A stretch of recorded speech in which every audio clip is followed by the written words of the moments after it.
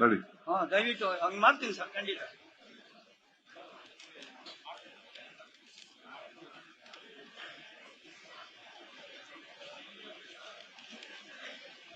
ಮನೆ ಏನಮ್ಮ? ಸರ್, ಮನೆ ಜಾಸ್ತಿಗೆ ಮಾಡಿದಾರಲ್ಲ, ನಾವು ತಗೊಳ್ಳೋ ಸಂಬಳದಲ್ಲಿ ಗಾರ್ಮೆಂಟ್ಸ್ ದುಡಿಯೋದ್ರಿಂದ ಲೋನು ಸಿಗೋದಿಲ್ಲ, ಕಟ್ಟಕ್ಕೂ ಕಷ್ಟ ಆಗೋದ್ರಿಂದ ಅದಕ್ಕೆ ಕಮ್ಮಿ. ಮೊದ್ಲು ನೀವೇನು ಯೋಜನೆ ಮಾಡ್ಕೊಡಿರೋ ಅದು ಮಾಡ್ಕೊಡಿ ಸರ್. ಮನೆ ಆಗಿರೋ ಮನೆನೇ ಕೊಟ್ಟಿಲ್ಲ ಇನ್ನೂ ನಾವು. ಈಗ ಜಾಸ್ತಿ ಆಯ್ತದೆ. ಮೊದ್ಲು ಏನ್ ಕೊಟ್ಟವ್ರೆ ಅದನ್ನ ತಗೊಳೋದ್ ನೋಡು.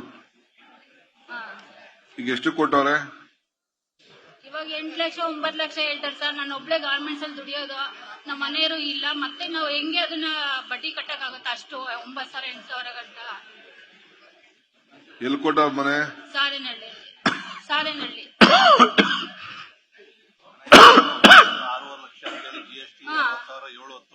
ಇವಾಗ 8 9 ಹೇಳ್ತಾರೆ ಅಂತ ಇದ್ದಾರೆ ಸರ್. ನಾವು ತಗೊಳ್ಳೋ 10,000 ಸಂಬಳದಲ್ಲಿ ನಾವು ಆದಾಯ ಕಟ್ಟಕ್ ಆಗುತ್ತಾ ಸರ್? ಅಷ್ಟು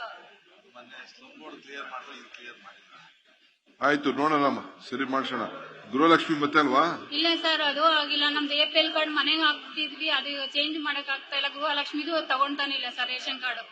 ನೀ ಅದು ಸರಿಯಾಗಿ ಫಸ್ಟ್ ಕಾರ್ಡ್ ರೆಡಿ ಮಾಡು. ಕಾರ್ಡ್ ರೆಡಿ ಕರೆಕ್ಟ್ ಆಗಿದೆ ಅಂತಾರೆ ಸರ್, ಮತ್ತೆ ಅಪ್ಲಿಕೇಶನ್ ಇದಾಗ್ತಾ ಇಲ್ಲ ಗೃಹಲಕ್ಷ್ಮಿ. ಈಗ ತಿರ್ಗಿ ಎಂಟ್ರಿ ಮಾಡಿಸಿದ್ಯಾ?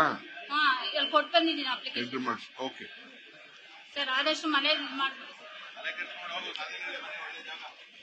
ಆ ಮನೆ ಬಿಡ್ಬೇಡ, ಸಾಧನಹಳ್ಳಿ ಮನೆ ಬಿಡ್ಬೇಡ.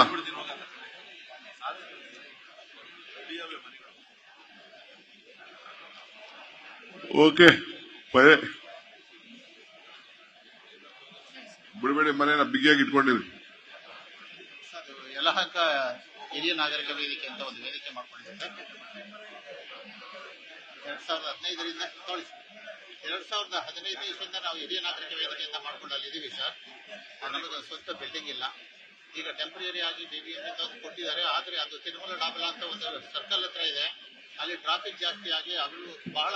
ಎಲ್ಲೇಳು? Attur layout sir. Tirumala police ಚೌಕಿ ಅಂತ ಗೊತ್ತು, ಸಾರಿಗೂ ಹೇಳಿದ್ವಿ. ಅಲ್ಲಿ ಆಕ್ಸಿಡೆಂಟ್ಗಳಾಗಿ ಸುಮಾರು ಜನ ಇತ್ತೀಚೆಗೆ ತೀರು ಹೋದ್ರು. ಅದಕ್ಕೆ ಒಂದು ಸಿಗ್ನಲ್ ಲೈಟ್ ವ್ಯವಸ್ಥೆ ಬೇಕು. ಆಮೇಲೆ ನಮ್ಮ ಆಫೀಸಿಗೆ ಒಂದು ನೀರಿನ ವ್ಯವಸ್ಥೆನೂ ಬೇಕು.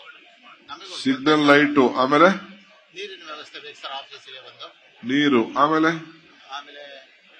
ಸೀನಿಯರ್ ಸಿಟಿಜನ್ಗೆ MLA ಸಾಹೇಬರು ಜಾಗ ಕೊಟ್ಟಿದ್ದಾರೆ.